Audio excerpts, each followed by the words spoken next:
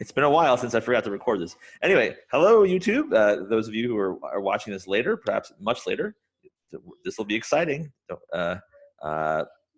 Trust me, this is a good one. The Fast Fourier Transforms, good stuff. Anyway, but to get to immediate business, if you're watching this soon after we did it, recorded on Monday. So our final exam. So this is all notes about the final exam. Final exam is on Friday, May 15th, from 9:45 a.m. to noon. Again, so we're gonna have 2 hours to do the exam. So it'll be slightly shorter than the exam usually is. Maybe 13 questions, well, maybe 12, but let's prepare 13. Let me say it'll have no more than 13 problems. So yeah, instead of having 2 hours and 15 minutes to do the exam, it'll be basically 2 hours to do the exam, and then the last 15 minutes for upload. Upload will start at 11:45. So, and now here's one change. There's one change from the procedure from before. So it turns out that it is kind of convenient. It'll be kind of convenient for me, at least, if you can put each problem on a separate sheet of paper. This is something I discovered after grading your exam too. Like, oh, that would have gone better if they were all on separate sheets of paper. So please prepare 13 sheets of paper, numbered 1 through 13. And because if you put each problem on a separate sheet of paper, that will make it easier for me to find each problem and therefore increase the probability that you get credit for everything you do. But other than that, the procedure is pretty much the same. Please try to sign into Zoom early, like 9:30 or 9:35, with your video on and your mic muted. You can leave yourself muted the whole time and sign into Canvas at the same time, so you're ready to sort of download the exam and or upload it later at the end, sort of right away. I will email it to you, the exam to you at 9:40, and it will be available on Canvas at exactly the same time. You can work until 11:45. There's no upload until then. Oh yeah, and I guess one piece of advice bring something. So just in case, you might want to have, please bring something analog to do. So so I can't let you sort of text your friends or something, or do something on your phone because you might be texting somebody else taking the exam. But what I can do is if you want to, if you bring a book, if you bring a nice book, perhaps abstract algebra. No, if you bring a book, and you have something. If you have something to read during the exam, that's fine. I don't know. I guess yeah. So something analog to do, or I don't know if you guys are familiar with this sort of object. This is called a newspaper. I hear that your generation doesn't do this sort of thing, but anyway, if you just bring something to read, and just in case, if you have something to read, then that's fine. If you want, or just nap if you get finished early. But or you could just keep working until the end, which is probably actually what I would advise. But you might want to have something to do just in case if you're a quick finisher.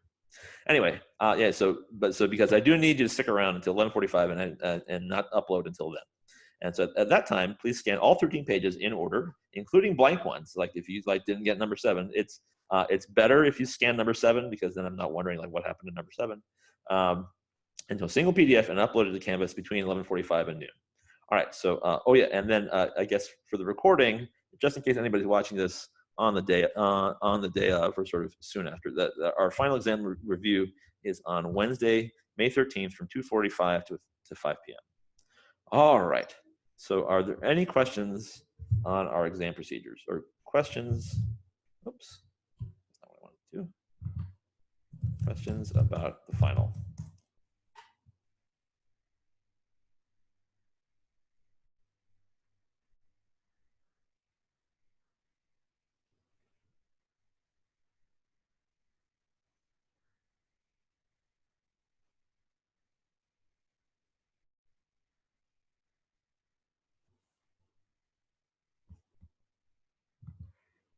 All right. So and everybody should have there's a question on the final. When would we get the sample review? Didn't I send it out? I thought I sent it out already. Koshal, could you just email me right now before we both forget, and make sure that I thought I sent out the sample exam. Yeah, so the sample exam, but I think you actually upload it was like the old exam 2 or something. Oh yeah, and then I resent it. I'll send it again. Okay, all right. Thank you. Oh, yeah. Okay, will the test be, so John V asked, will the test be heavy on the recent material? A little bit. The test will emphasize chapters 8 through 10.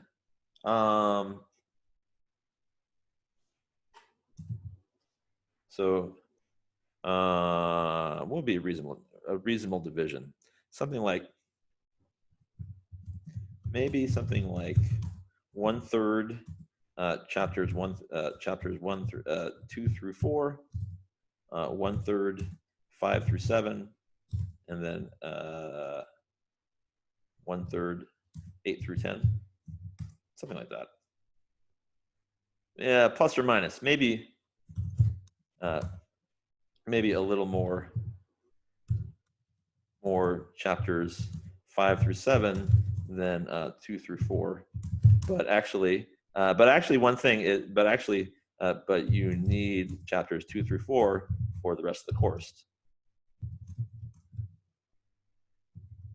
Right, because basically, I mean, what did you learn? What did we do in chapters 2 through 4? We talked about mod, and we talked about the Euclidean algorithm. Oh, right, except not chapter 4. Oops.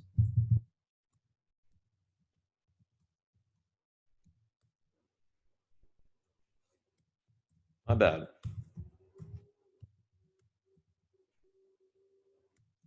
Actually, let me type this on these notes here instead of in the chat, because I feel like I just sort of committed myself to something a little more substantial than should just be like left said out loud. So coverage be roughly maybe 30% chapters 2 through 3, and then chapter 4 will be omitted. So there's going to be less of an emphasis on sort of like some of the technical things from the sort of proofy things from rings.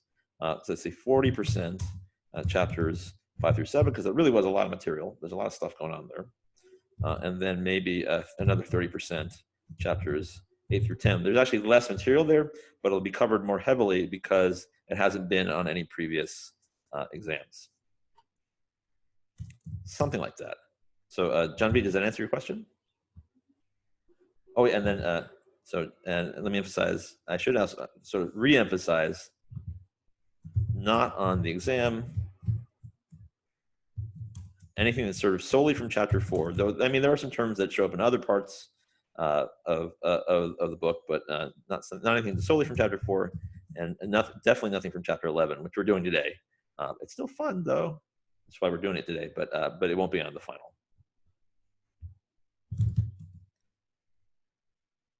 Okay, so all right, and that, I think that, so good, that does answer your question. All right, so any other questions?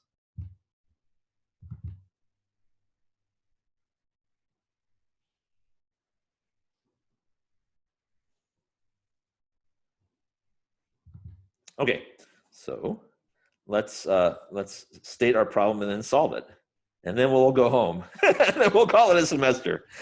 All right, so the discrete, let me remember that our goal was to complete the discrete Fourier transform quickly, and so let me review what that is. So for fixed capital N, so that's sort of the number of samples in your signal, in one period of your signal. So let omega be the natural primitive nth root of unity in the complex numbers, and let f be a signal that is a function whose domain is z mod n, and whose codomain is complex numbers, inputs z mod n, outputs in the complex numbers. We define the discrete Fourier transform of f to be f hat, which is this sort of function from z mod n to c, given by f hat of k is 1 over n times the sum, as little n goes from 0 to n minus 1, of f of n times omega to the minus nk. And so the point to which you need, the extent to which you need to understand this formula for what happens next is there's two parts to that. One is that if you can compute the discrete Fourier transform quickly, as something at some sort of sort of big O rate better than O of n squared, all kinds of good stuff happens. So so in particular, mind you, e.g., we can multiply large numbers faster. Oh yeah, there's one I should mention. So has anybody heard of the quantum computers? Just say in the chat, who's familiar with quantum computers? You've heard this mysterious thing, the quantum computer. Ooh. Right. So I don't know if any. So have you ever heard this description? What's a nuclear reactor? A nuclear reactor is a very expensive way to boil water. Uh, here's another example. So just as a nuclear reactor is a very expensive way to boil water, a quantum computer is a $1 billion box for computing the discrete Fourier transform. So what is it that actually the quantum computer does? It essentially computes the discrete Fourier transform. That's what it does. So it does that just way quicker. I mean, and it does a sort of remarkable thing. It actually kind of computes the discrete Fourier transform, if I remember correctly, faster than you can enter the data, which is a remarkable. That it sort of seems unbelievable that's possible. But if I remember that correctly, I think that's right. So or maybe it's as fast as you enter the data. I can't remember. But anyway, so it does it really fast. So if you want to know what is it that a quantum computer does, it does this. So if you have if you have a machine that can compute the discrete Fourier transform very quickly, you can change the world. So the FFT doesn't do it quite that fast. You know, a quantum computer is really remarkable, but and I guess I bet I just made an error there in some way. So I'll tell you the actual story later on because it just occurred to me. But you know, just the point is that if you can compute the discrete Fourier transform quickly, you can change the world. So all right, so that's one thing you need to know about the discrete Fourier transform. That this is really an interesting thing to try to compute. And here's the second thing that you need to know is kind of what it looks like. All right, so and so this, I think I signed this. I think I signed a case, capital N. I think it was capital N equals 6 and capital N equals 8 for you on homework. So here's what the case for capital N equals 12 looks like, and I advisedly use 12 here because we will actually come back to this later. So maybe against my better judgment, I'm going to spend the last class actually working out the fast Fourier transform for capital N equals 12. We'll see how this goes. I practice this even. I mean, this is actually definitely the deepest part of the class by far, and it kind of, in some ways, it includes everything that we've done. I mean, it certainly includes. It makes use of this theory of groups that we sort of dropped in at the last minute, and there's some other stuff sort of lurking there in the background as well.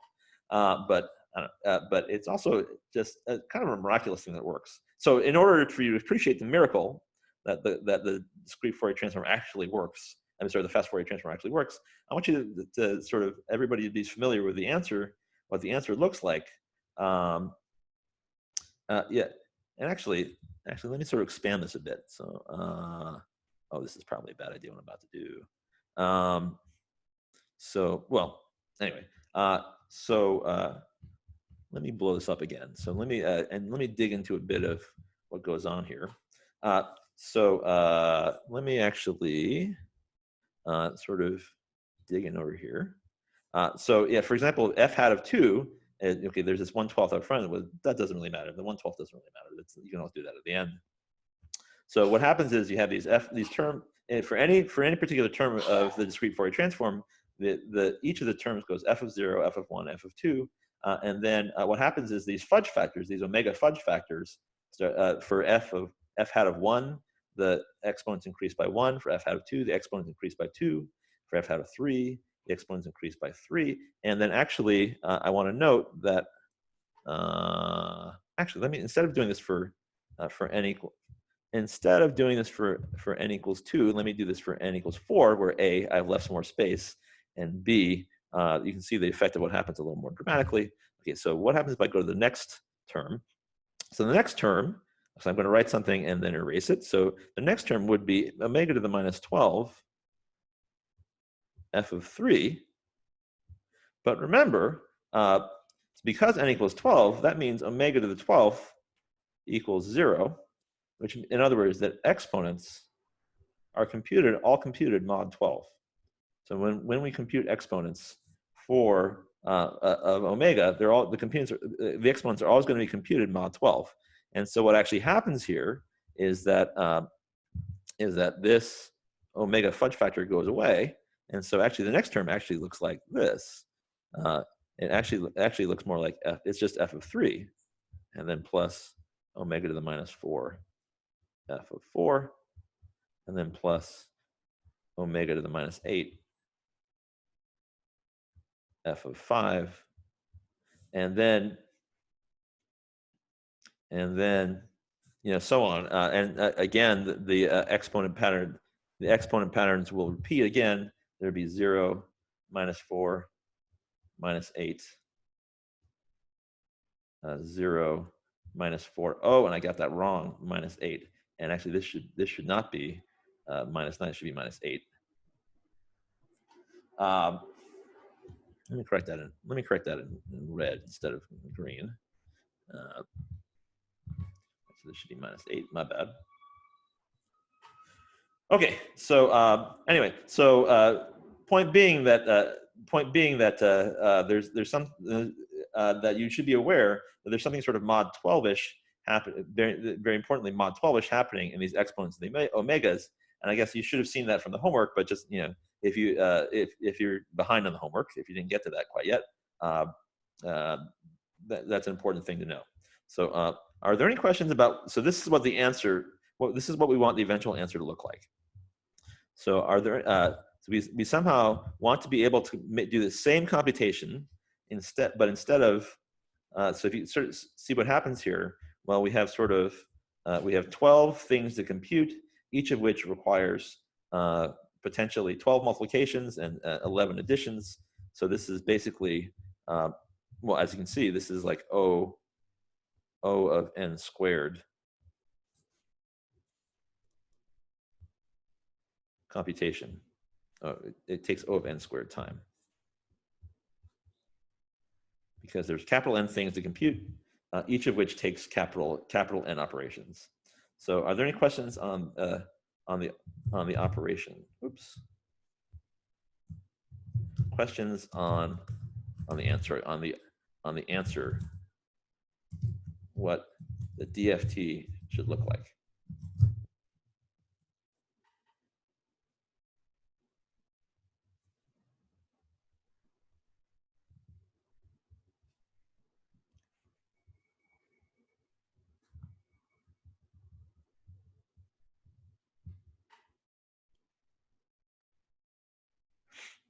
Okay, so this is our goal. So somehow we want to be able to calculate this, end up with the same result, same computation at the end. We want f hat of 0 to be we want f hat of 0 to be equal to this, and f hat of 1 to be equal to that, and f hat of 2, f hat of 3, f hat of 4, and yet somehow not take as much time, somehow not take as many operations. Seems almost magical.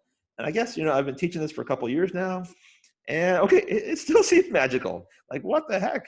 Wow, how does this possibly work? I mean, so there are just some very clever people in the world, I guess. Okay, so let's zoom back in and then talk about. Oh, yes, right. So I think this is this is where we got to last time.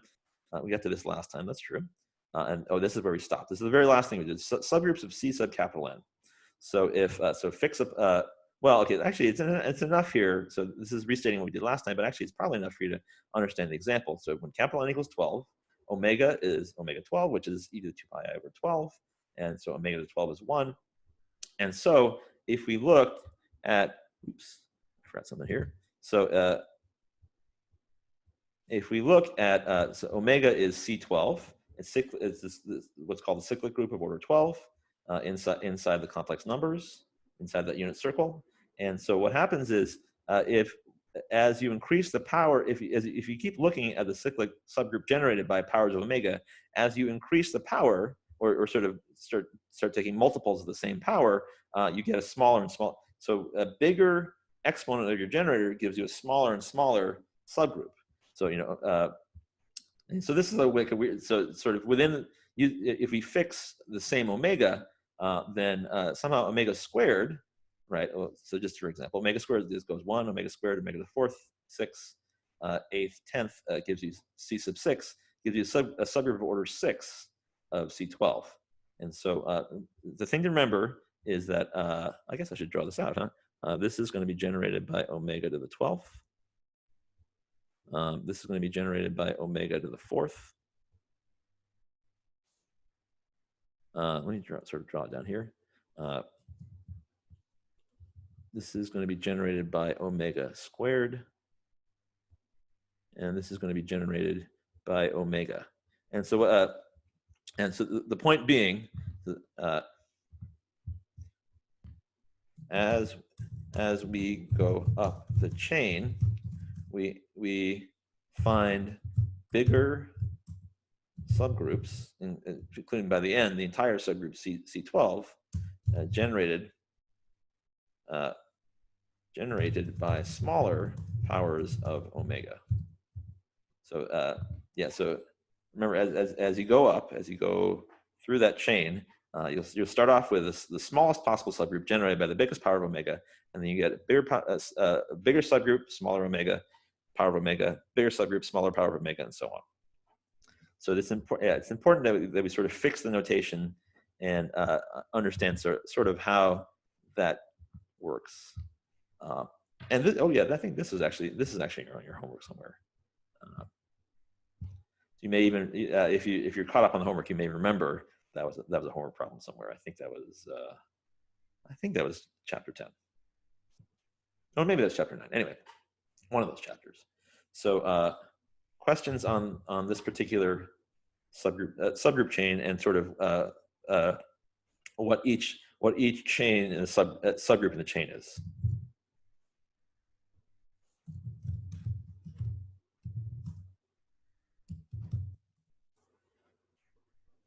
So yeah, so C4. So C4 would also be a subgroup. Great, excellent question from Ryusei. Would C4 also be a subgroup? So so what happens is C4 is a subgroup. It's just not in this chain. So let's look at C4. C4 is, even if you just sort of follow the pattern, is generated by omega cubed,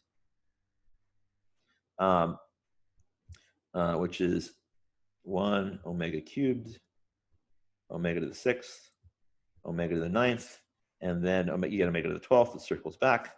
But this is not exactly anywhere here in the chain. I guess it's between 1 and C1 and C12, but it's actually not in between 1 and 3 or 3 and 6. So this is, I guess, also a subgroup, but not in our chosen chain.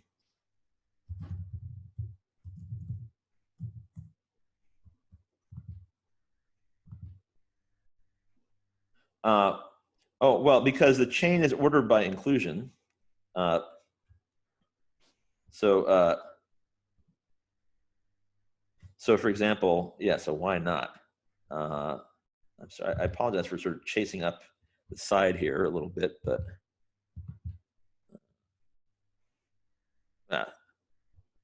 yeah, let me still do that. So so the reason, so C4, for example, is not contained in C3, but also C3 is not contained in C4, right? Because they're just sort of different, right? They have one in common, but neither one is a subset of the other. So what happens is I'm sorry to chase up here again, is that we have C1 is contained in C3, is contained in C6, is contained in C12, and then C1 is contained in C4, is contained in C12. I mean, you could actually have a different chain. Let me put it this way: you could have a different chain, and actually some other version. You might have C1 is contained in C2, is contained in C4, is contained. Oh, I should do this in a different color. Sorry.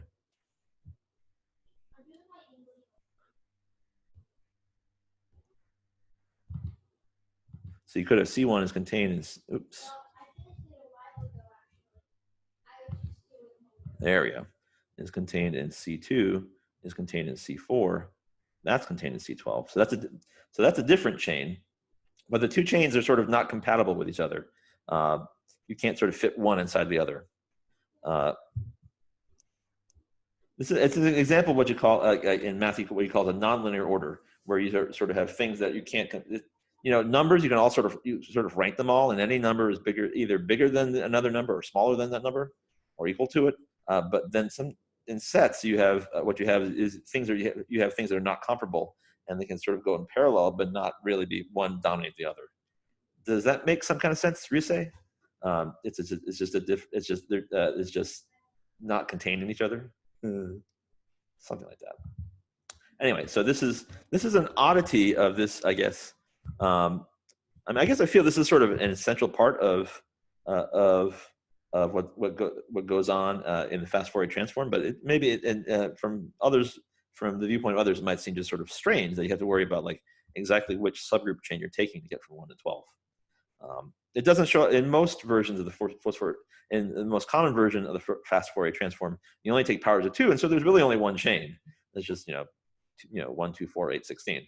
But here there are actually some choices to make. Okay. Any other questions? So anyway, that's all sort of. This stuff is all kind of to the side. Are there any questions about the sort of main chain 1, 3, 6, 12 that we're going to be using today? So. C1 is contained in C3, is contained in C6, is contained in C12, because each of these, so 1 omega to the 4th, omega to the 8th is literally a subset of 1 omega squared, omega to the 4th, omega to the 6th, omega to the 8th, omega to the 10th.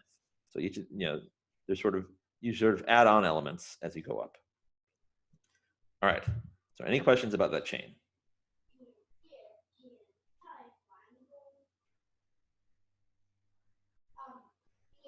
Oh, why did I only consider 1, 2, 4, 12 for the powers of omega?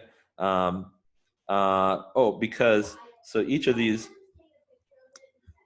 So because I chose. So yeah, so I choose. What did I do? So because John V, that's an excellent question. The answer is that because there's an unstated step, a step that I did not explain. So which is at first I choose, for reasons best known to myself, to look at the chain C1, C3, C6, C12, the whole thing. And so that choice, C1, C3, C6, C12, forces us to look at omega, omega squared, omega to the 4th, omega to the 12th. And in the relationship that you're always, so actually, let me put it this way, C K will be generated by omega to the 12 over K. That's the general. That's the general pattern. So I started with the C's that I wanted, and then I picked the omega. I think the way I introduced this is sort of like, well, let's look at these omegas. Oh, look, they just happen to fit together in this chain. But I guess really what I'm doing is I knew there's a certain chain of C's that I wanted, and then I picked the powers that go with that. So okay, so that makes sense. All right. Any other questions about this? About these subgroup chains?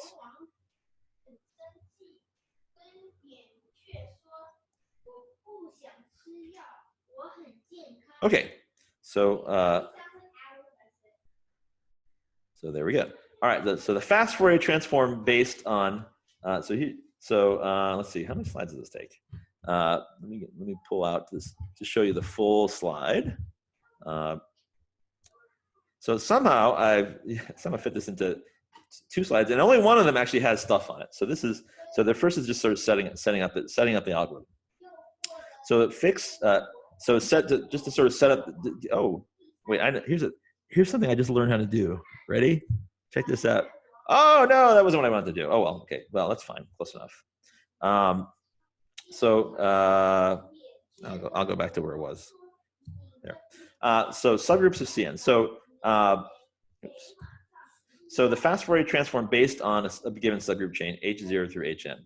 So suppose C1 is H0 and C at the bottom of the chain, and Cn equals Hn is at the top of the chain.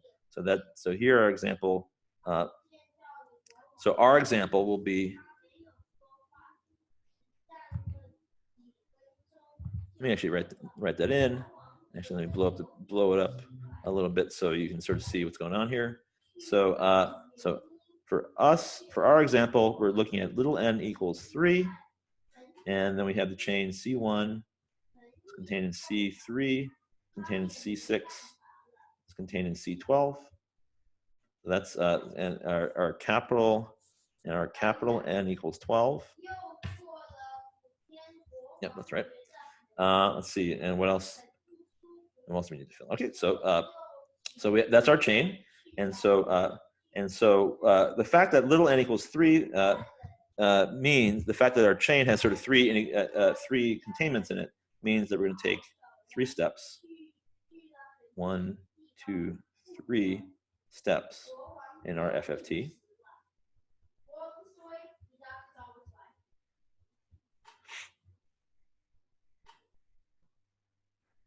Okay, so there's 3 because there are three less than or equal to signs in our subgroup chain. That means our FFT will take 3 steps. And so as we go through this algorithm, what's going to happen is, I mean, and this is very, very close to being a computer program, because I sort of wrote it as a computer program. We always have a sort of current state called bold X, and a new state called which is bold Y. And what happens is, in any given step, you start off with the current state bold X. You do something to make our new state bold Y, and then you sort of take our new state, move back into the current state, and lather, rinse, and repeat. So to initialize, so our starting point is we let X be the original signal. The original signal F0 through Fn.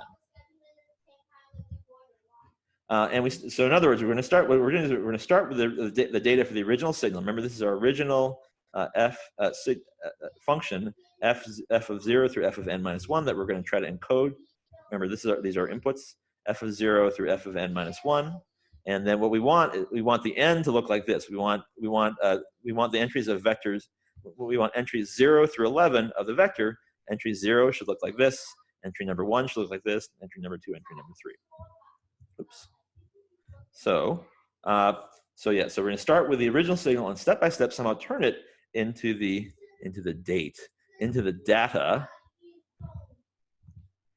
data for the discrete Fourier transform f hat. And somehow that will take fewer. We're going to do this in some way that takes fewer computations than the sort of straight ahead direct method of just applying the definition of the discrete Fourier transform. So all right, so how do we do that? So let's look at the main loop. And so everything, basically, the entire after the initialization, the entire FFT is on this slide. So if you can understand this slide, well, it's all here. Somehow, there's like basically, oh yeah, and actually, most of this slide is notation. So so everything up here is notation. So everything here in this box over here that I'm outlining in red, that's just all kind of notation. Right, that's actually not part of the program. That's just sort of like declaring your variables. And actually, all the action is in these 2 formulas. And actually, so there's really actually only one formula. So once you understand this, when you actually program this latter state here, I mean, so this is actually written to be a little more human readable, believe it or not. And you'll sort of see why it's more human readable when I actually do it. So this is broken into 2 steps. You sort of fill a subgroup, and then you translate. But in practice, if you actually want to do this to make money, you could sort of combine this all in one extra loop on the inside. All right. So for fill subgroup, as J goes, let's see. All right. You know what? I think it's probably, instead of my reading this. So I think it's not so useful for me to read this in some. Well, I'll still read it, but I realize that it kind of won't make any sense. So there's really one step. Okay, let's see. So yes. So I'm actually let me actually just no. I'm going to go back and sort of do what I suddenly thought would be a good idea. So what I'm going to do is I'm actually, instead of reading through this, I'm going to do a step, and then sort of show what happens. So in our example, we have C1 is a subgroup of. So let me show you. So here's first the initialization step. So remember, C1 is generated by omega to the 12th. C3 is generated by omega to the 4th. C6 is generated by omega squared. And C12 is generated by omega. So our first step we saw was that we initialize. So like I said, you start off by setting the 12 the 12 elements of your state vector to be the initial signal, F0 through F11, and then at what we want at the end, we want x of k to be equal to f hat to, I guess I should write that in. We want this to be equal to f hat of k equals that sum of stuff that we saw before. So we start off with a signal, and we start off with all throughout this process. You have a column vector that's maintaining your state, and we start off with the column vector equal to the signal, and we want at the end we want it to be equal to the discrete Fourier transform. So that's the first step. And now let me move this along. Let's see. I tried doing this last night, and okay, so we want to move it past. I want to move this to the end here. Move page down, and move page down, and now that should be. Oops, move page down one more time.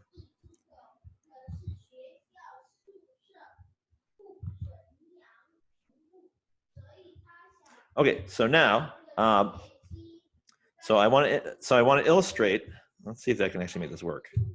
It worked. Okay, so now I'm going to illustrate what's going on here by in the main loop of the FFT, and remember that. Oops. I want to illustrate what's going on here in the main loop of the FFT by actually just doing it as I describe it. So for I equals 1, suppose remember we have for I equals 1, we have h sub 0 equals C1, which is generated by omega to the 12th. And then h sub 1, the sort of next subgroup up in the chain, is C sub 3, which is generated by omega to the 4th. Which means that m equals 12, that's why m equals 12 and k equals 4, and d equals 3, which is 3, the way we get 3 from 12 divided by 4. Okay, so then this is the standard transversal is just sort of talking about sort of these are the terms of these are the fudge factors. Yeah, so why don't I talk about the standard transversal? Is the reason these are the fudge factors that will appear when we actually do this. So these terms over here. So all the fudge factors will be powers of the exponents in the fudge factors. Ooh, that's messy. Here, the exponents in the fudge factors in step I equals 1 are all going to be powers. So they're going to be 1 omega to the 4th and omega to the 8th will appear.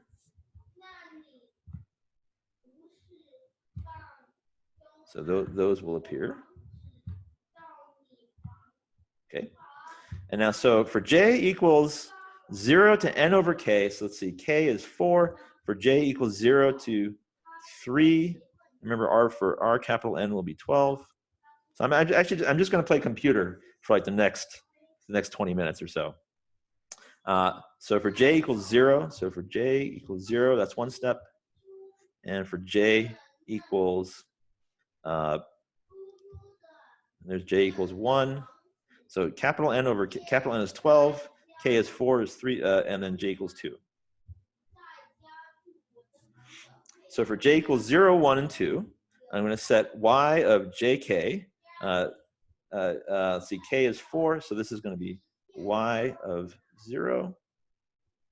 And this is going to be y of 4. And this is going to be y of 8.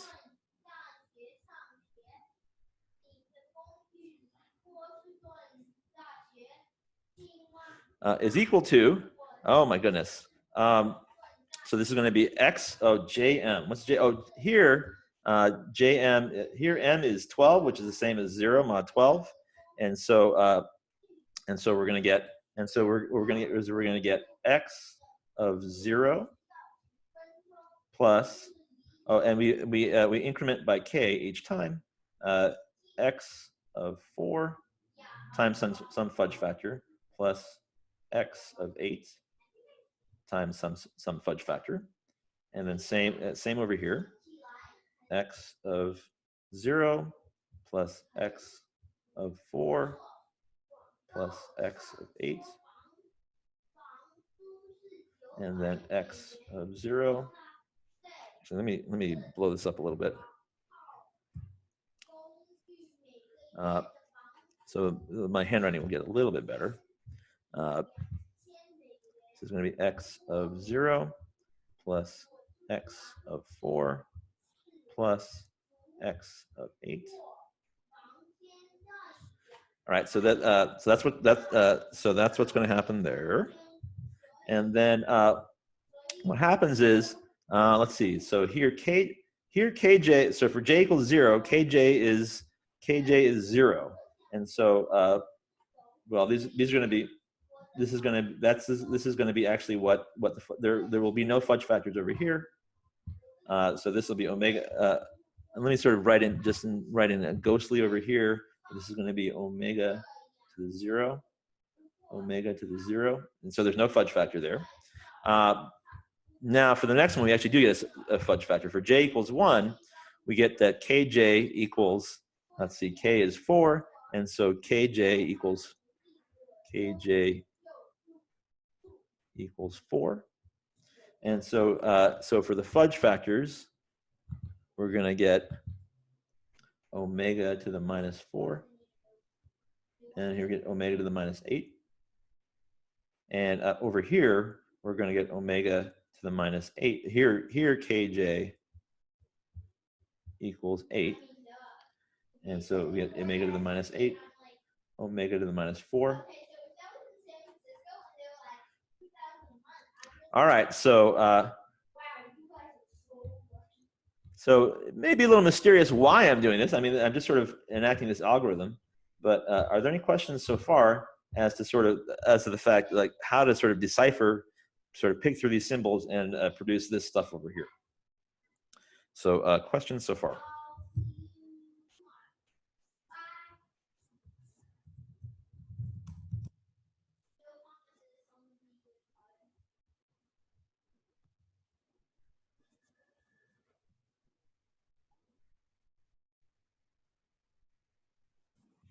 Let's see. Yeah. So this is as j goes from, so capital N. Let me sort of write that in because I said it. So capital N over k right now is equal to 3. I'll erase that later. Minus 1. So j equals 0 to 2. Step through jk. Yes. So increase by. That's right. I increment by k each time. 0, 4, 8. 0, 4, 8. I also increment by k each time over here. And then it's omega to the, so here kj equals 4, and then we increment the power of omega by 4 each time. Oh yeah, I could say, so I should say something about this, and even if I then erase it. So let me actually sort of, oops, look at this. So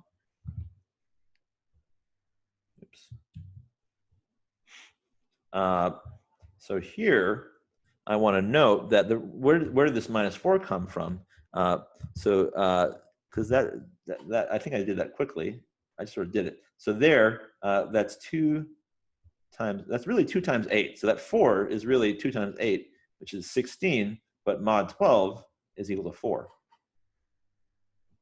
Okay, so so in sort of invisibly here, so I just want to say that, then I'll erase it. But sort of invisibly here, all these exponents are working mod 12.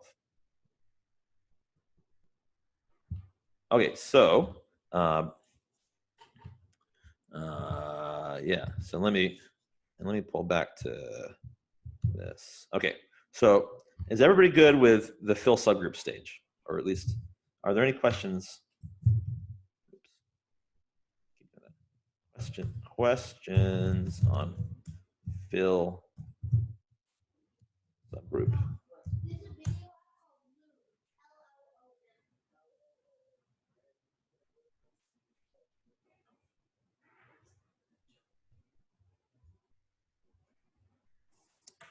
Okay, so then after you do that, then the next stage is relatively straightforward. Once you sort of figure out how that goes, what you do is that you then copy for in the next few stages. And let me actually sort of zoom in here.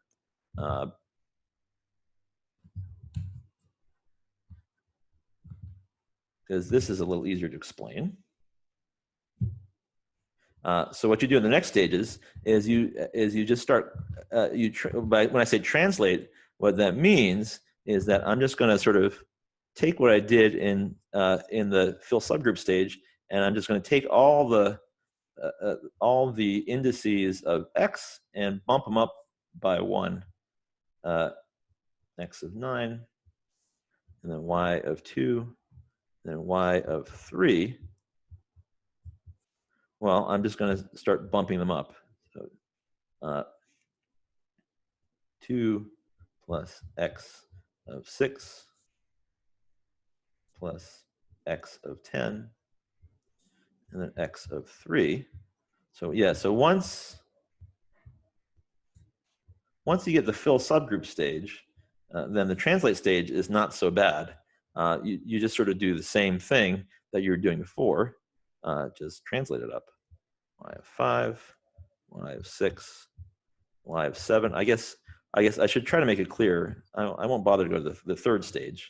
This is x of 1, x of 2, x of 3, x of 5, x of 6, oops, plus x of 7. And you use the same fudge factors. And the omega fudge factor, when you translate, the omega fudge factors stay the same. So these are all x to the 4th.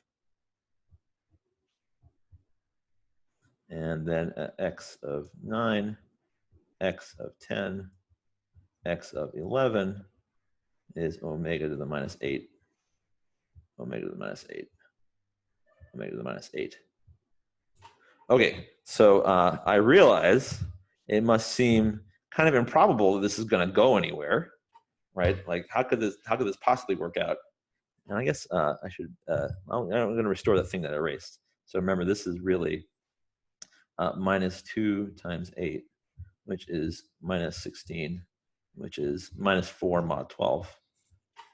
So there is kind of slightly invisibly here a bit of mod 12 of the exponents going on.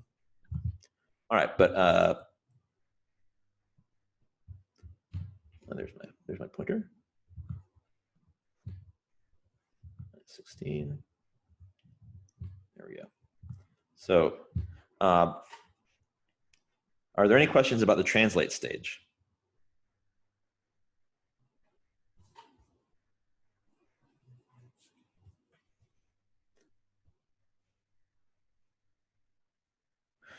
Okay, so now I want to move this down.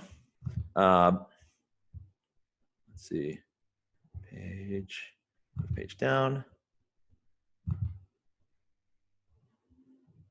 down. Move this, and move 2 more. Page down. Move the page down. Okay, let's see if I get this to work correctly. Yes. Okay, so now, so we see that in the previous stage, each of the previous x's looks like is equal to our original signal, and so oops, and so let me add in another page here.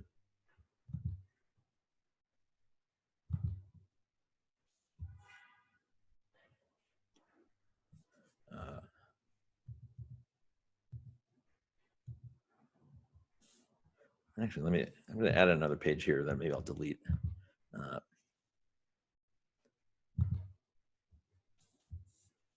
Okay, so to get this display to work out correctly. All right, so now, oops, there we go. So this means, so yeah, why did I do that? So after,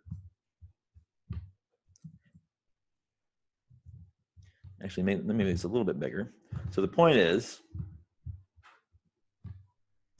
after the I equals 1 stage of the main loop, our current state is, well, it's going to be like x of 0 equals something. See if I can make this work. Right, it's going to be 1, 2, 3, 4, 5, 6, 7, 8, 9, 10, 11. Okay, so what will, so x of 0 will be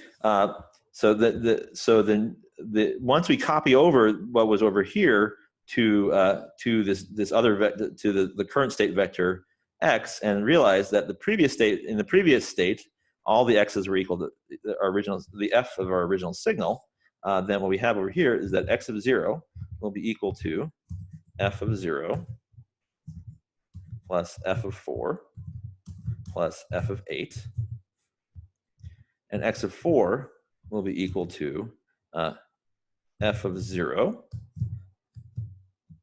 plus f of 4 times a fudge factor plus f of 8 times another fudge factor, which I'll fill in a minute. And then x of 8 will be equal to f of 0 plus f of 4 times the fudge factor plus f of 8. And so let me switch over here and blow this up. And we're missing the fudge factors here, but I remember now that the fudge factors are, this is going to be omega to the minus 4, and this is going to be omega to the minus 8, and this is going to be omega to the minus 8, and this is going to be omega to the minus 4. And then just for clarity, I'm not going to fill the rest of this in because these are all translates. You take the same thing. Ooh, maybe, oh, actually, maybe I should fill this in.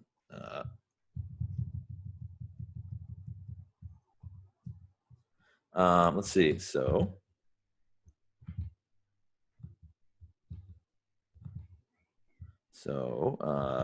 Maybe I should fill this in a little bit. Oops.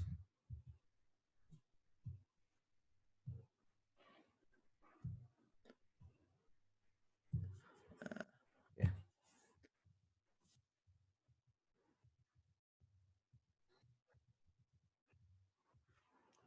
Oops.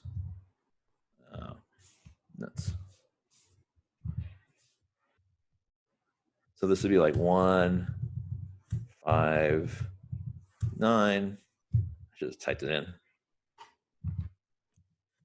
F of 2 plus f of 6 plus f of 10, and so on. And I won't fill in the next one because it'll collide with the next line. Oh, well, no, I can do this. There we go. Oh, that didn't work. Never mind. Anyway, so and so on. Yes, and I guess it will just sort of indicate the rest are translates. It's the same fudge factors, but different coefficients in the f. So that is where we are. So that is where we stand after step 1. Whew.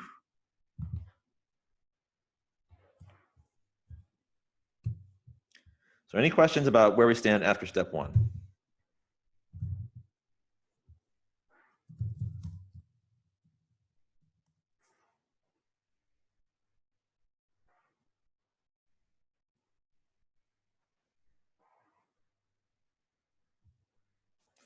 All right, let's do step 2. Okay, so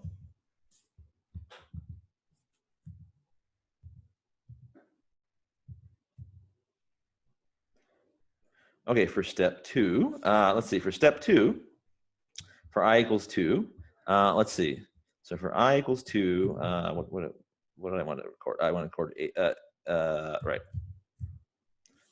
So for I equals 2, we're going to have we're going from H1, which is C3, to H2, which is C6.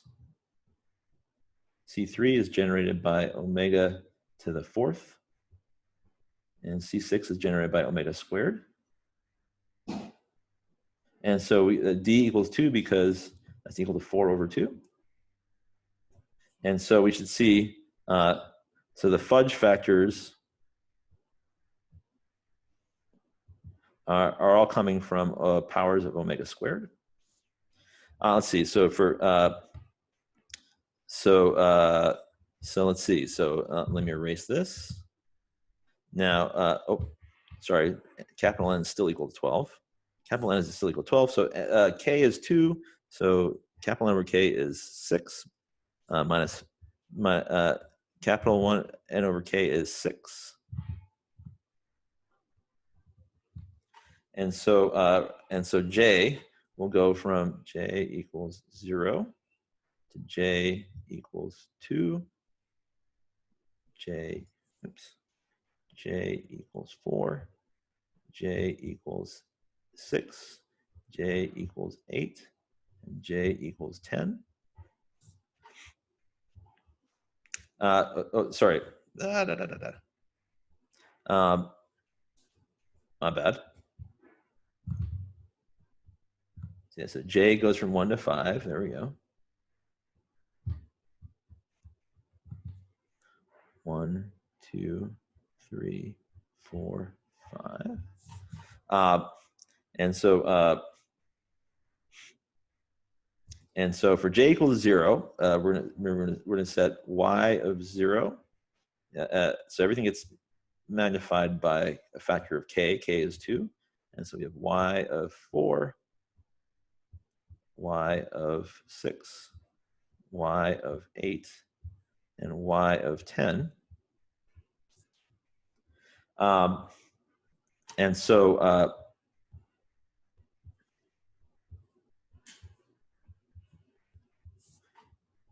here is sort of the savings.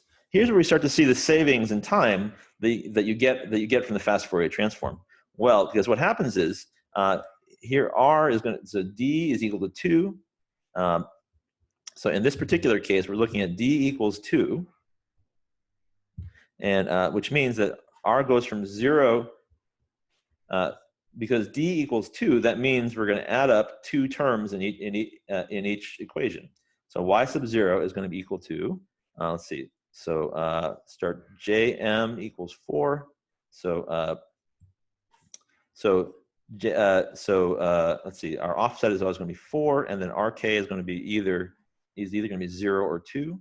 So what that boils down to is, so we have X of 0 plus X of 2 times some fudge factor, and then X of 4 plus X of 6, X of 8 plus X of 10,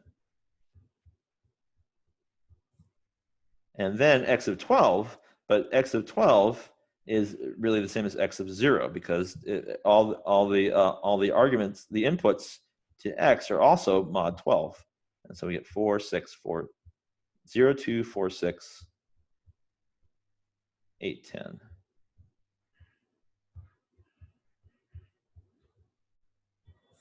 All right, and and remember, the first column here, I guess I should make that a little clearer here. This first column is r equals 0, and then r equals 1. And then and that's important because when r equals 0, this fudge factor is just going to be omega to the 0. And so the only fudge factors, the omega fudge factors show up over here. So there, when r equals 1, we just get omega to the minus kj. Well, I guess k is 2, and j is, well, this is omega, oops.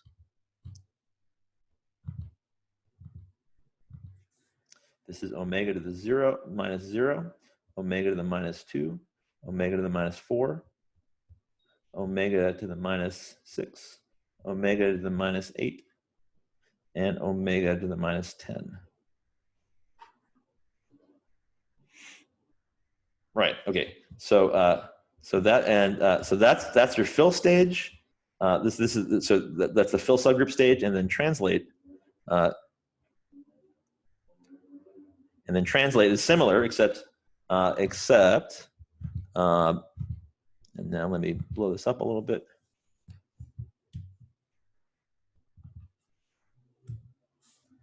So translate will be similar, except you just add 1 to all the exponents, all the arguments, x of 3, omega to the 0, and then this is y of 3 equals x of 5 plus x of 7, omega to the minus 2, and so on. All right, so that is what step 2 is. And I think this is probably, well, let's see how this goes.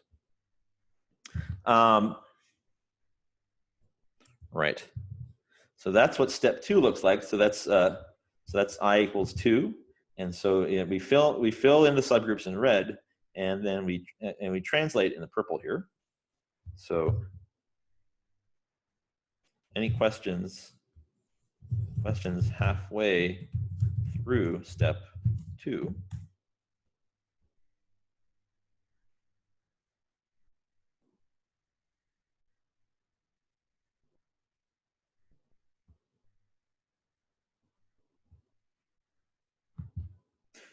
Okay, so I know it doesn't seem like we're getting anywhere. What could possibly be happening here? So let's move this down.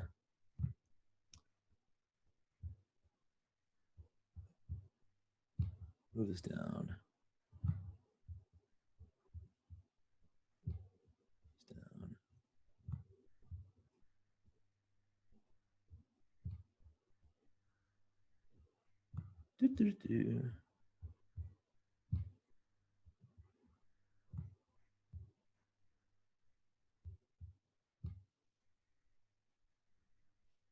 Oh, right. So yeah, after one stage of the main loop, our current state is the sort of starting point was, remember the starting point for after I equals 1 is that x0 is that x0 is equal to f0 plus f4 plus f8. And so now when we let y0 be x0 plus x2, well, something interesting happens. And let me add a page after that to sort of show what happens. Oops.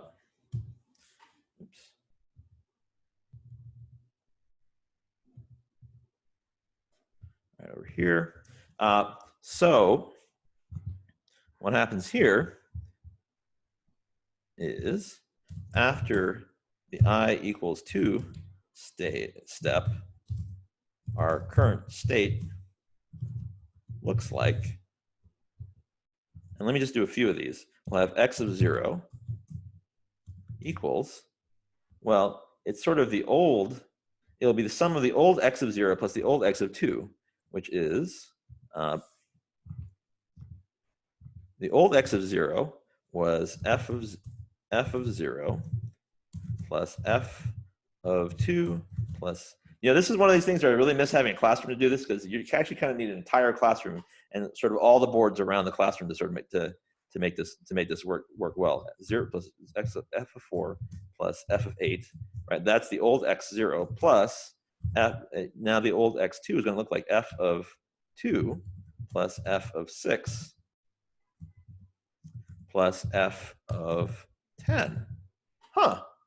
So, which is going to be equal to f of 0 plus f of 2 plus f of 4 plus f of 6 plus f of 8 plus f of 10. So somehow, magically, all those subscripts line themselves up so this kind of looks just like the DF. So this is like DFT, the discrete, but 2, 4, 6, 8 up to 10. So if you take the discrete Fourier transform and you double all of the indices, then you get this. All right, well, that's good. Let's see what happens in x of 2. And then, so x of 1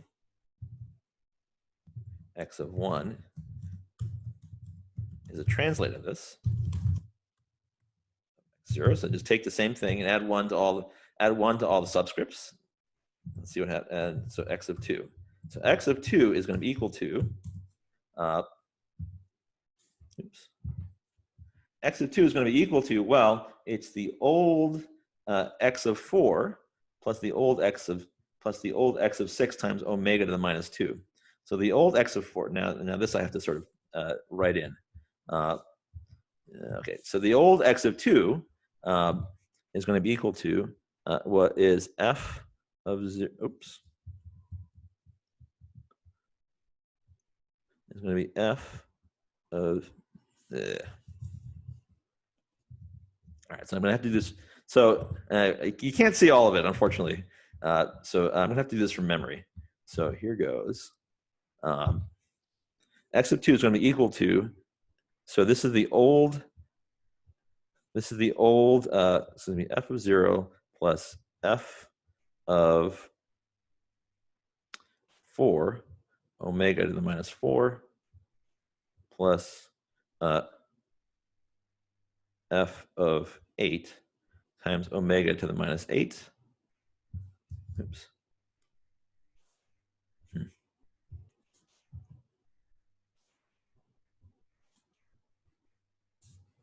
All right, and that remember that term comes, where does that term come from?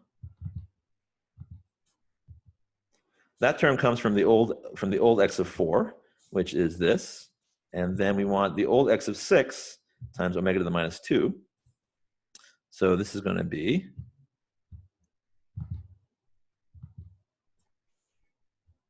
plus the old x of 6, which was the same thing translated, by 2 plus f of 6 omega to the minus 4 plus f of 10 omega to the minus 8. So we have all that. And then there's a fudge factor of omega to the minus 2, because that's what the formula says. And so that's equal to, yes, I think this is a reasonable place to stop. So this is equal to f of 0 plus f of 4 omega to the minus 4 plus f of 8 omega to the minus 8 plus, and now we distribute that omega to the minus 2 and get f of 2 omega to the minus 2. Oh, look at that. Plus f of 6 times omega to the minus 6. Oh my goodness, that happened. And then plus f of 10 times omega to the minus 8 times omega to the minus 2, which is omega to the minus 10. Oh my goodness, that just happens to be equal to, if we sort everything out again, f of 0 plus f of 2 omega to the minus 2 plus f of 4 omega to the minus 4 plus f of 6 times omega to the minus 6 plus f of 8 omega to the minus 8 plus f of 10 omega to the minus 10. Hey, that is, lo and behold, exactly like the DFT again.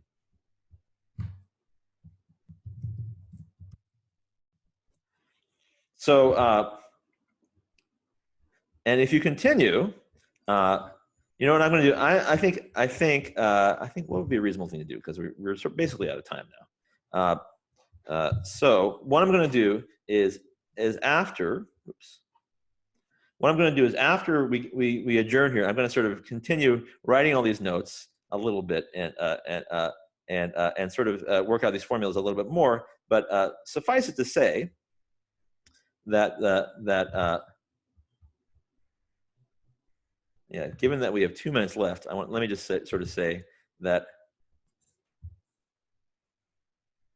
somehow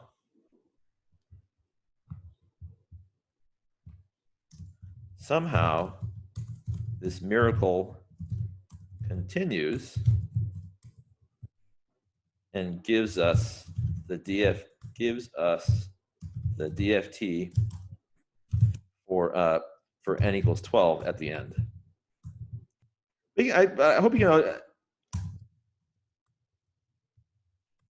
And I'll be honest with you, the only way to really to understand this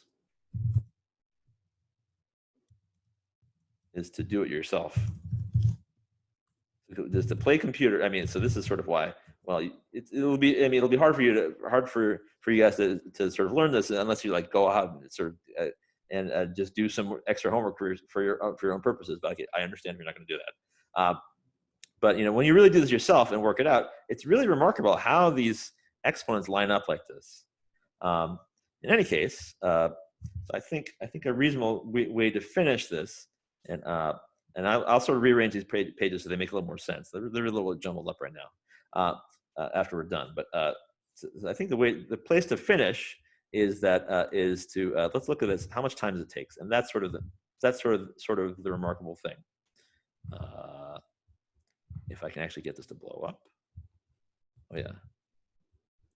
All right. So so how much time does this all take? So at the beginning of the semester, I asserted at sometime near the beginning of the semester, I said it's very important to figure out how much time things take, because there's always this kind of a dumb way to do stuff, and the dumb way stuff is actually sometimes very effective.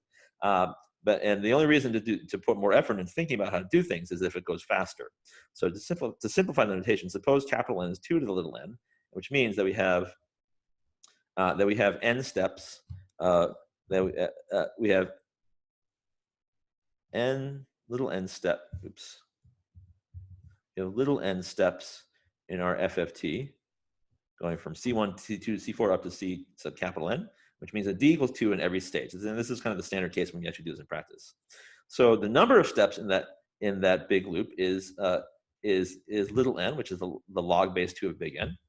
In each one of those iterations of the big loop, and you actually see this you can actually see, we actually got to know. So even though this is kind of complicated what we're doing here, I hope you see that at each of these steps in stage 2, because D equals 2, right? Because D equals 2, basically in each of these operations, we're taking to find our new state y, we add up 2 previous values with a fudge factor. So there's like 2 multiplications and 1 addition. And so basically, at each stage you do D multiplications and D minus 1 additions. And the one key point is that number is independent of big N. So that's just another constant. So the total time you take is big O of little n times big N, which is O of n log n. And that's way better than O of n squared. And so I think, if you really want to, I had some like triumphant music prepared here, but I think given that I've run a minute over time, that's not appropriate. Anyway, so but it is really true that this is a remarkable thing, and that we've somehow, so just think about how far you've gone, starting from doing sort of elementary school stuff, right? We have like a better way to do elementary school math by finding greatest common divisors, to this miraculous algorithm that does an O of n squared task, something like basically multiplication in O of n log n. So that is a remarkable win, thanks to the power of abstract algebra. Anyway, and what I really want to say is, spending your time sort of playing this triumphant music, which I did want to play, I want to say thank you for all your hard work and all your patience. And it's been a great pleasure and an honor teaching you. And see you on Friday. You got one more week to go, but it's going to be good. We can do it. So let me stop recording now.